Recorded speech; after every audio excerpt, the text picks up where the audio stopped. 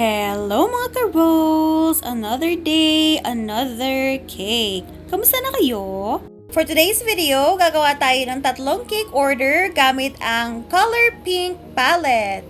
Nakakatuwa nga dahil sa isang araw, lahat ng cake orders natin is pare-pareho lang ng kulay. O diba, hindi tayo masyadong mahihirapan na mag-mix ng color. Itong first cake natin is mini number 1 cake na boho theme and order ito ng ating bagong baby suki na si Baby Summer. Amazing! Naku, dumadami na talaga ang mga baby suki natin kaya nakakatuwa. Dumadami na ang ating inaanak by heart. And meron din pala akong kwento ngayong araw tungkol sa mga customers na napakahilig na mag-set up ng time for pick-up pero hindi naman sila pumupunta or nagka-claim ng cake doon sa time na kanilang binook.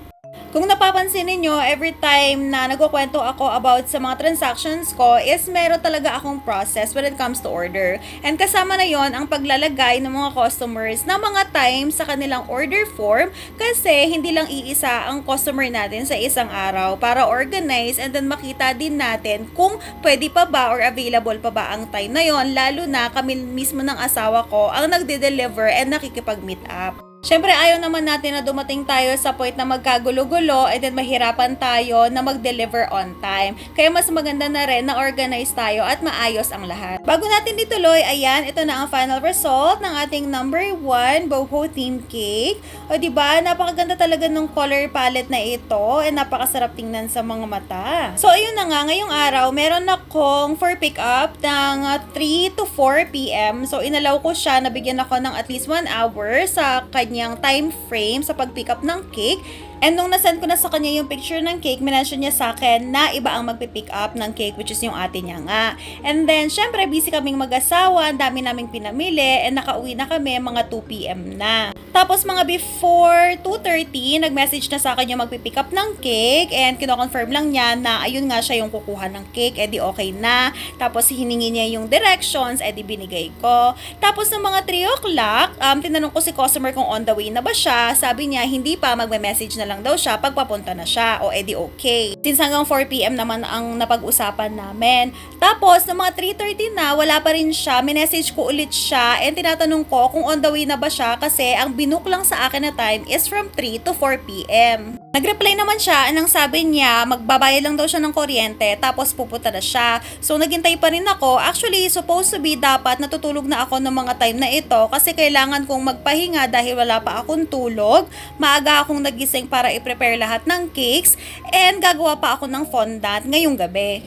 Ang akala kasi ng ibang customer na okay lang na kahit na malate sila kasi pick up lang naman. Hindi nila alam na marami rin naman kaming ginagawa at may buhay din naman kami outside baking. And aside from that, kailangan din naming magpahinga dahil as a baker, almost 24/7 ang aming trabaho sa pagpe-prepare pa lang, sa pagsagot ng mga inquiries, and of course sa paggawa at pag-assemble ng final touch ng cake natin. Isama mo pa na dapat nakapatay na yung chiller pero nakasindi pa rin dahil hindi pa pinipick up ang cake. Normally kasi 2 to 4 p.m. na deliver na dapat lahat ng cake namin. Depende na lang kung merong mga event na panggabi. At ayun na nga, dumating na ang 3:45, wala pa rin customer na dumarating sa amin. Kaya minessage ko ulit siya and tinatanong ko kung nasa na sila pero walang nagre-reply or hindi man lang siya nagsisin. Kahit sa mga text hindi siya nagre-reply kaya minessage ko na yung talagang nag-order sa akin and sinasabi ko na hindi pa nakukuha ang cake and kailangan nang makuha dahil yung book time namin is almost napatapos na. And in-explain ko rin na kapag na-late ang naunang cake, ang mga sumunod na cakes ay malilate rin and hindi natin afford na malate ang mga sumusunod na cakes natin lalo na kapag delivery ito dahil nakakasira ito ng pangalan. Balikan muna natin itong second cake natin, 5x6 melody theme cake na semi-fondant. O diba? Ang ganda-ganda, bongga. At ayun na nga, nanghingi naman ng pasensya yung customer mismo na nag-book sa akin ng order and tinawagan niya yung kapatid niya, as far as I know, regarding kung ano na yung status, ano nang nangyari. And then after ng pag-uusap namin, nag-end up na lang kami sa meet-up.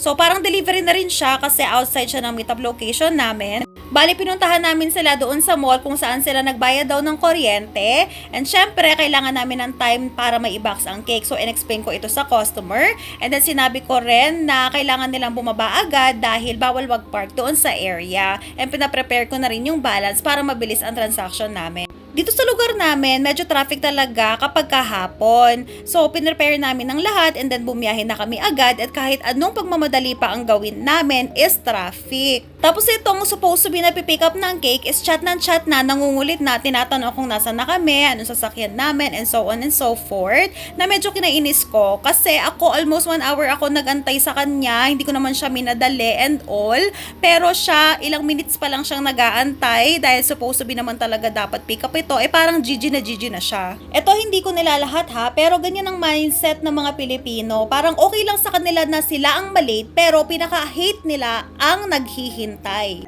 Alam mo yung feeling na wala ka ng tulog, pagod ka na, and supposed to be dapat nagpapahinga ka, pero nagdi-deliver ka ng cake, tapos ganyan pa yung kausap mo. Ay naku, ewan ko na lang talaga. Pero syempre professional pa rin ako nakikipag-usap sa mga customers ko. And ayun na nga, pagdating namin doon sa meetup area namin, okay naman yung nagpipick up ng cake, yung itsura niya, nakasmile naman siya, ewan ko lang. Pero yung kasama niya, yung nagdadrive ng tricycle nila, is sobrang inis na and galit na parang pinaghintay namin sila ng 2 oras. Anyway, share ko lang naman, sana next time yung mga customers is naiintindihan nila na busy rin kaming mga bakers. At ito na pala ang ating mga cakes for today. O, diba? Ang shallow ng mga cakes natin, napakasarap tingnan sa mga mata. And that's it for today. See you on our next video.